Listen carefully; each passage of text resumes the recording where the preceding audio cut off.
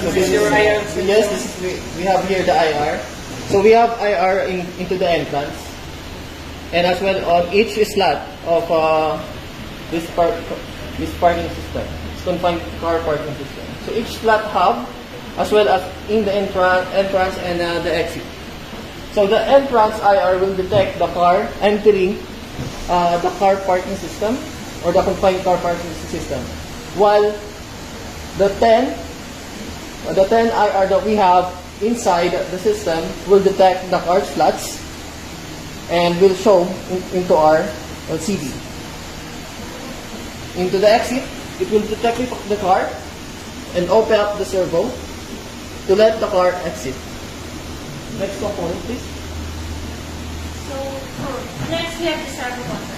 So, the servo motor is to convert the control signal of the controller into the rotational angular displacement or angular velocity of the motor output shaft. Servo motor is used to drive coils, and the servo motor connects to the barrier gates or parking gates that rise when the sensor detects a vehicle entering or exiting the confined car parking space. So as we have here the two servo, one for the entrance and one for the exit. So it is connected to this IR. So as the IR entrance detected the car, the servo will rise. As it moves, the servo will close. The same as in the exit, the IR will sense the car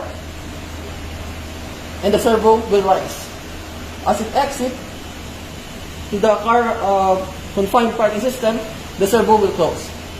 Next. So next we have the toy car. So the toy car is example represent the vehicles when entering and exiting the confined car parking system. Alright, very simple, right? So this is the toy car which represent our clients, and as well as the cars that we're gonna use to park into our system. So next we have the terminal block. So these terminal block are connectors that terminate a single wire and connect it to a circuit or the circuit. So these terminal blocks come in the range, shape, size, and ratings, but always terminate a single wire or single pole and are never multi-pole. So we have here multicolored of wires. One that we have is the red and the black. So the red represents the voltage, while the black represents the ground. And as well as the yellow wire, it goes to our microcontroller that will be represented later on. And this is the signals that are coming from to the components. So next, we have the relay module. So this relay module is used to low-level data signals to which relay is capable of handling loads up to 10 amperes. So ideal for service like AR detectors and other sensors, the output low-level signal that need to turn another device on or off.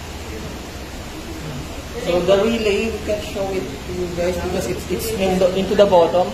But the use of it is whenever, because the collar is connected to the relay, so the relay will switch once the IR sends the car slotted in here or in front of the IR.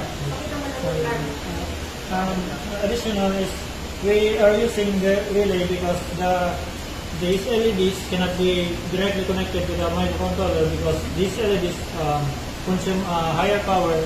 So in order to use the lower voltage signals from the microcontroller, we will pass the signal to the relay, which will control the LED that is connected to a higher power. So next we have the RGB light. So the RGB lights turn red when the IR sensor detects the car or the presence of the vehicle, and turn green when there is no car or absence of the vehicle. So as we can see, we have here in slots. It will gonna change once this IR sends a car. So let's try it. There. Next, please. So we have the parking slot device. The parking slot device is to find out how many parking spaces are available inside the confined parking space or the single LED light. Alright, so we have here the digit number. Single LED. We have here the single segment A. 7 segment single digit number on each row. The number that will come out here will represent the number of available slots in this row from slot 1 to 5, and this one will represent the availability of the slots 6 to 10. Let's try Okay, so reducing the available slots. Here is the show for Try another bit. Leave the, yeah. and the other cell too. Then another one.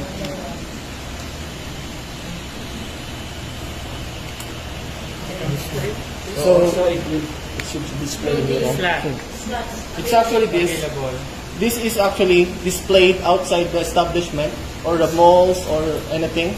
So in the inside, we can put this digit into the entrance before they go, or any floor. For example, this is a first floor and this is a second floor. So once this is a 0, once this shows 0, they will automatically go to the second floor. So next we have the main microcontroller, the Arduino Mega.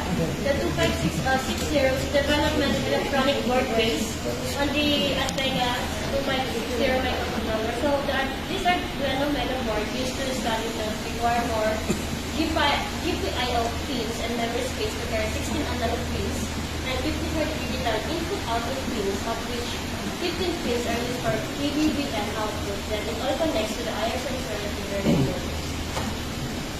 So, This one is the Arduino Mega. It is the microcontroller that contains the program for the whole system, and all the sensors, the signals of all the sensors are being used as input into this controller, and this controller processes the data and outputs into the output components such as the relay and this LCD display and the LED single digit availability display. So next, we have this smoke sensor and the fire sensor. So in this image, the smoke sensor is an electronic sensor used for detecting or sensing the concentration of gases in the air, such as LPG, propane, methane, hydrogen, alcohol, smoke, and carbon monoxide inside a confined parking area. So the fire sensor or a flame detector is a sensor designed to detect and respond to the presence of the flame or fire, allowing the flame detection to alarm, deactivating a fuel line, and activating a fire suppression system. So yung propane, methane, yung mga gases niya, paki-include sa definition of term. Kasi maraming gases ang ibig sabihin niya. So, Alright, so here we have the CO or the carbon monoxide and the fire sensor. So of course, we can't have the carbon monoxide full whenever there's no car. So we need to pull it first.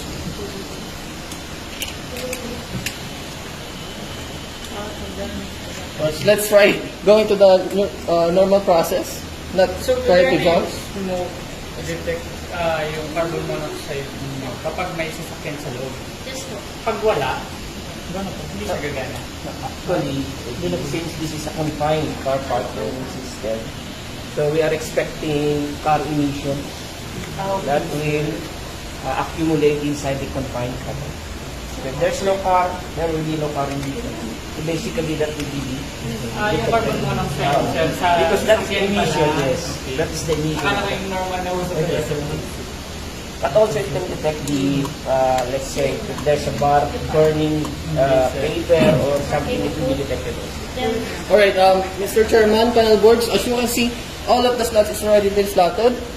And yeah, we have 00 and as well as into our main LCD outside showing parking full.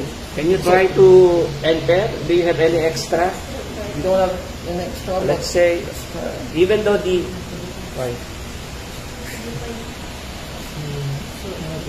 So supposedly, kapag full na siya, Yun dapat siya. hindi na siya angat, supposedly. Yeah. Supposedly, yes. Supposed to be. Yes, sir. However, this is already outside the establishment, which the client is already full, gonna see parking full. So normally people would not try to go entrance with seeing parking full. But we have to consider. Yeah, we have to consider this for the security of the cars inside the Example, hindi na nabasa, hindi dire-diretso Yes, na. correct. Nagtatry pa rin siya. That's the Okay.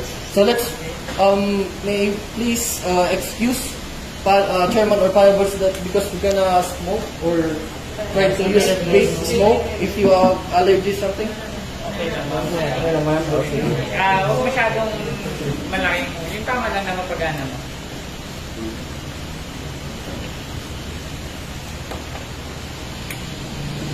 I see you all. At the same time, in the even the fan alarm, the jet fans are already running. Okay. So that is related to the ventilation system. Huh? So actually, what's the purpose of your ventilation system, the two jet pumps? The purpose of the jet fans is to try to remove the smoke from inside the confined parking system, so it doesn't stay inside. So it will be blown and exhausted outside the area. Because these gases are toxic to human health. Human health. So, For next is let's try the fire sensor.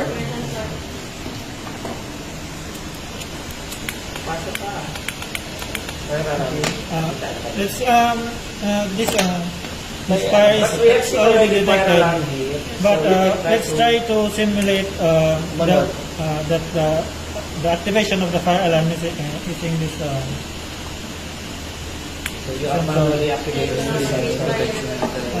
The jet fans are also activated. And once the fire alarm is showing, the entrance will not gonna open anymore, and this will be automatically open so that the clients can exit fast to the establishment. So yun, bubukas. Yes. But this one, it will not, even though it is...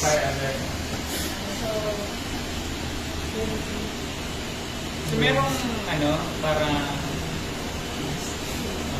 sensing nung nag-ooperate naman, for example, dito. Paano nyo malalaman na may fire na, may tutunog na? Hindi nyo nilagay yung siren. Suppose may siren dapat. Also, indication na meron talagang carbon monoxide o kaya additional po is yung controller is also connected. Pwedeng ma-monitor naman. okay. Mabasa rin ng operator po.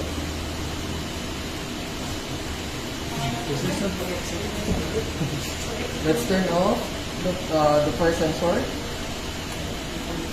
And everything will go to normal. Actually, pag may fire, we are expecting there will be smoke. So that to vent, because this is a confined. Usually, you should have highlighted that this system is located under the building. Because we concentrate in confined. So most likely it will be installed in the basement of the building, and as you know, in the basement there will be one entrance and one exit. So in the event of fire, so nobody should be allowed to enter the basement. All the cars should be able to escape to because safety.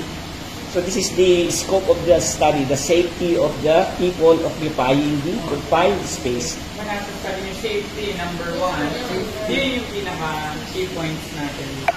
Then the smoke is just to vent out the high concentration of carbon dioxide because it is toxic to human health. So instead na pataas pag gano'n, ang buga ng dyan.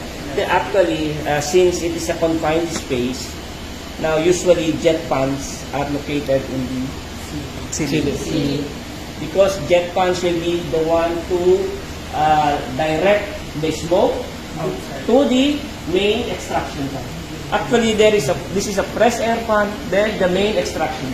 So palitan sir, habang nag-iidot sa row, may nagre-release ng bago. So it's like if there is smoke here, it will be directed to the main extraction fan to be vent out to the outside. yung duct sir na dadaanan. Dalawa pala, may nagre-release, may nagkukuha To be able to push. Actually, yung study na ganito, meron pa silang tinatawag na computerized flow diagram. Kasi hindi mo pwedeng basta-basta ilagay yung mga jet fans. Pag hindi siya masyadong maganda yung ano niya, may mga angle din. Kasi kung hindi, actually what will happen, you will just try to scatter the smoke inside. So it should be properly designed. May computerized design sila dyan. Etong jet fan na to, ano yung orientation niya. Para talagang yung flow, yung Mga para may- fluid, dynamic flow ng fluid, talagang talabas. We'll go outside.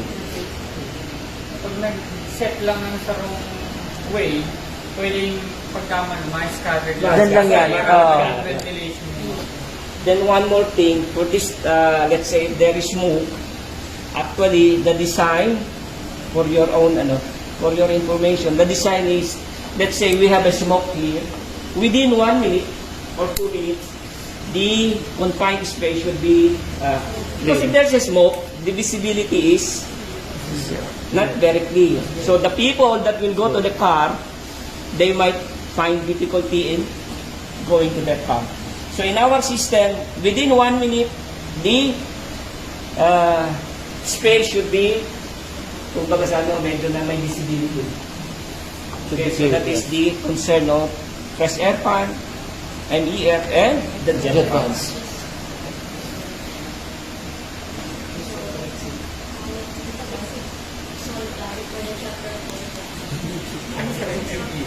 Main extraction fan.